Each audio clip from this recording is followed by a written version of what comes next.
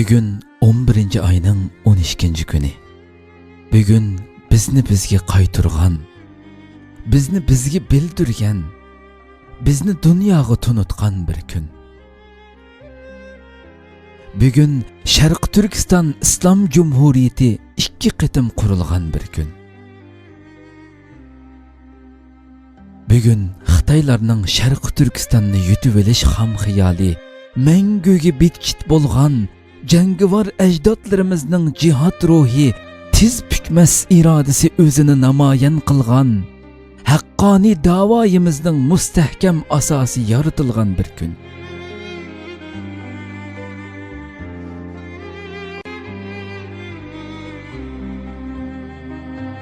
Bugün yalğız bizgile emas, balki butun islom dunyosiga nisbatan mu ajoyib ma'nodor g'albilik bir kun.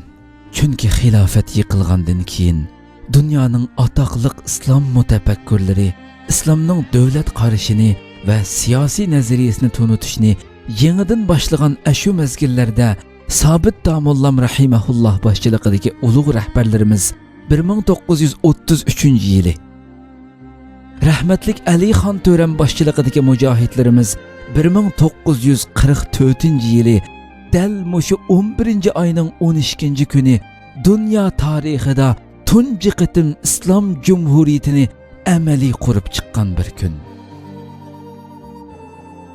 Demak, bugun e'tiqod tushunchimizning va milliy tariximizning meroji yaratilgan bir kun.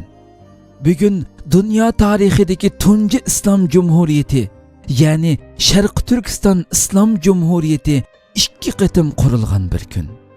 Biz mushu bugunimizning iftixori bilan hozirmi beshimizni tik tutib dunyoga mag'rur qariyalaydigan bir kun.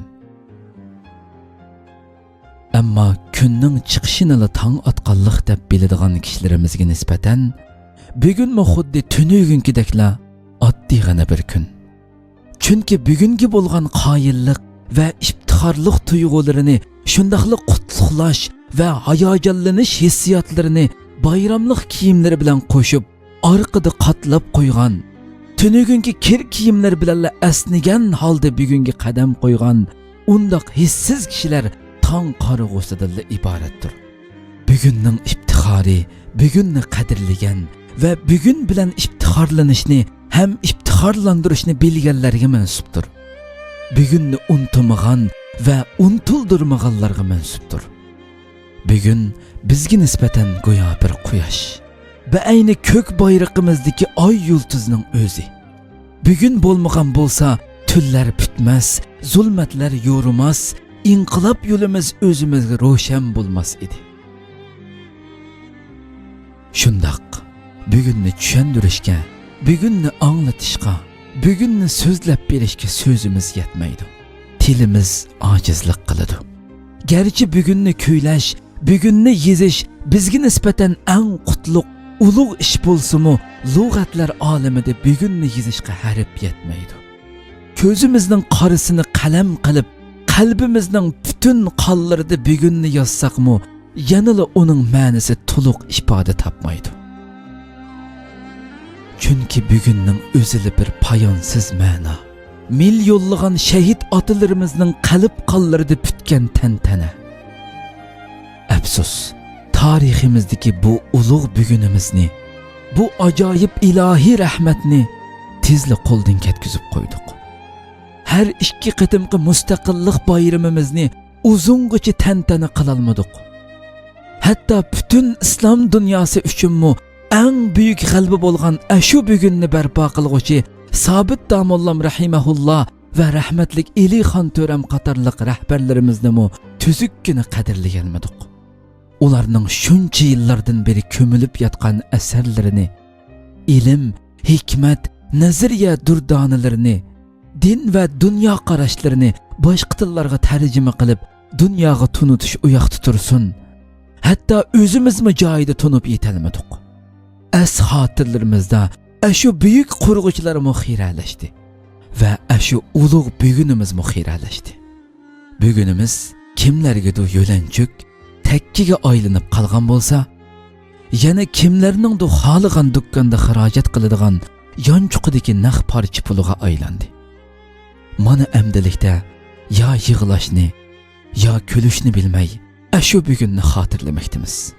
Ashu bugunni seg'inmoqdamiz. Ashu bugunga talpinmoqdamiz. Chunqur hasrat bilan ashu bugunni chaqirmoqdamiz.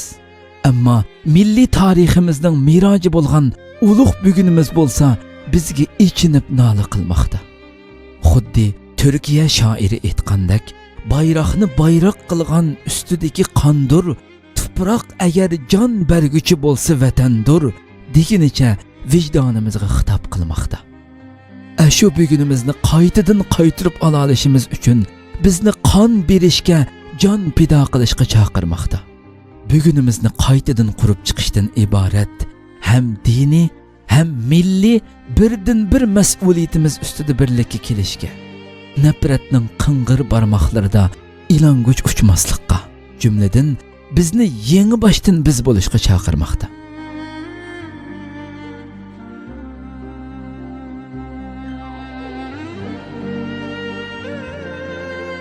Ey mehribon Parvardigorimiz, bizni ashu ulug' ajdodlarimizning iziga haqiqiy varislik qilib 3-qatimliq 11-oyning 12-kunini yorita oladigan, uni mangulik mustaqillik bayrami sifatida kelgusi avlodlarga miros qoldira oladigan vafodor avlodlardan qilg'aysan. Amin.